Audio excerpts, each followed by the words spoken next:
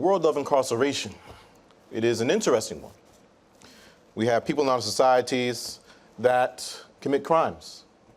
And then when we believe that we have the right person, we then put them away in our prison system. Hopefully we got the right person. What is consistent, though, is that these peoples, this population of people, that they are stored away for years on end. And what we don't always consider at that time is that this population of people, they will become returning citizens. They will be coming back into society. So at the point that we realize that, it raises two questions. One question is, how will this person be when they come back into society? And for all these years that we stored them away, secondly, what was their developmental process throughout that period of time that they were away? So when you think about this,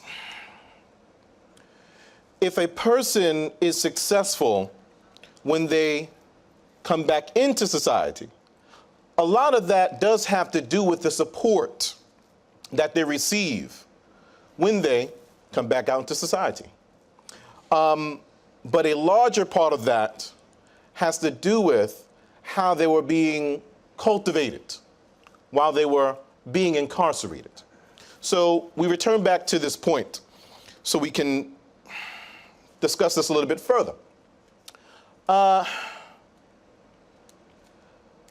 When you look at the prison system from a theological basis and the inmate populations that are within the prison systems, you find interesting things. You learn a lot. Things you didn't know existed that people take as a faith. Things such as Odinism, Temple of the Black Messiah. Right? You learn about the Wiccan faith group and Native American heritage and spirituality. You learn things. But amongst everyone who is present, the largest population is the peoples who ascribe to the Christian faith. That's the largest population. Second to them, what is pretty consistent after that, will be Muslims. Now, in this state, we currently have about, well, upwards of 20,000 people that are incarcerated, fast approaching 30,000. Now, what's interesting with this, and I need y'all to welcome me a little bit. What's interesting with this is that the world of incarceration is not the real world. And the rules to function when one is incarcerated are not necessarily the rules that you and I are operating by. It's, in many ways, a very survivalistic atmosphere at times. And we place people in this environment, and it's also a very authoritative environment, and a lot of control is taken away from these peoples who are incarcerated. So you kind of stew all that in the pot, and you have people that become very susceptible to being anti-government, anti-establishment, anti-authority.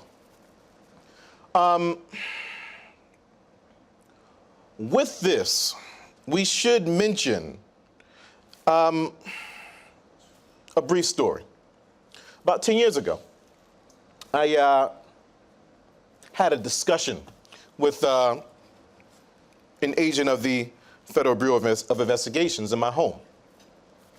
And we had a bit of a debate in our discussion. And what he had posited, the theory that they were operating with at that time, was that a person who is incarcerated and is African American and is Muslim, and then further ascribes to what some would categorize as Salafism, equates to terrorism, homegrown terrorism.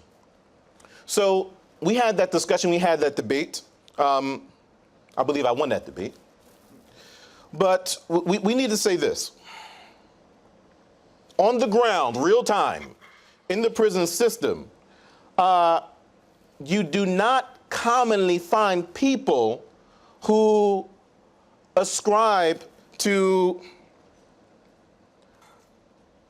radicalized Islam ideologies, if we're going to utilize that term. You don't find people who they ascribe themselves to ISIS, let's say, right? Or as Dr. Baker mentioned earlier, Daesh and such. You don't find that.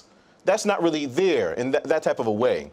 So it's not, the prison system is not producing terrorists in that way. Is there radicalization? Is there extremism?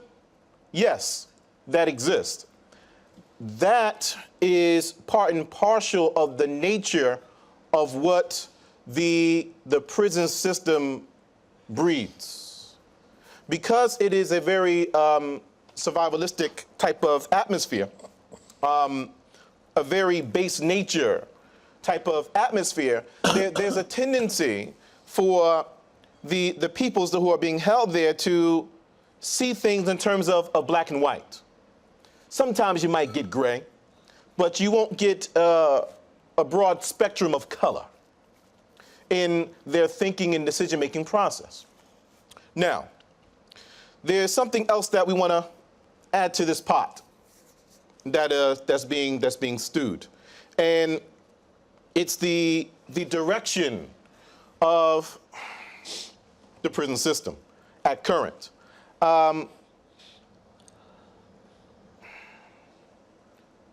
If you go back far enough, you go back into the late 1800s, throughout the 1920s and beyond that, the focus was on penalization, it's punishment, right?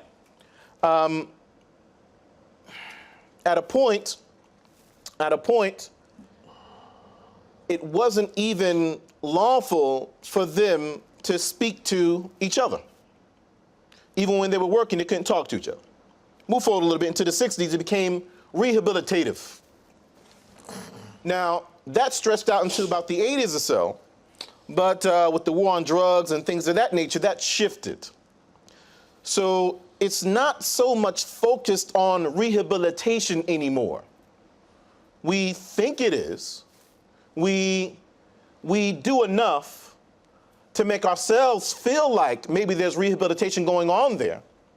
And there are some programs that are present, but many of the programs are either not relevant or not updated, not properly funded. Why would we put money into these people who are harming us and doing a disservice to our society? So all of that, when they come out, you may have a problem. They may not be able to integrate properly back into society. Now, along with this, to add to the point about not really finding peoples who ascribe to terrorist groups and things like that in prison as a norm, prisons are pretty much like a quarantine. From the perspective of the inmate who's being held, they're operating almost 20 years in the past, right? Well, we have monitors, screens, and things of this nature, right? So when they are in their circles and they're learning, not always, but it's not uncommon that they're still using chalk on boards, and they're using paper, and you have people there who don't even probably know how to utilize a computer, right? Connected that to the point of Dr. Wyatt and Dr. Baker, where much of the extremism is coming by way of the internet and online. They don't have access to that. It's a quarantine. So from this perspective, It is a safe environment to a degree of foreign ideas entering into it because it's quarantined. But because of the nature of the prison system, they are very susceptible to extremist ideas and behavior. Now, we do have peoples, as Dr. Baker has mentioned, that are now being incarcerated into our systems who do ascribe to such ideologies. Now they're coming in. So you connect these people with those people, and it is very feasible that without the proper development, without the proper programs, without the proper access, they can be easily convinced that these people, these institutions, the government that has put these institutions into place that have you here for so long and your life has been taken away, see, they're the problem. They're the problem. And this is our solution for that problem. Now, this affects both peoples who are Muslim and non-Muslim in the prison system. I'll tell you why. Throughout the prison system, Islam is the second largest faith, but it's fastly growing.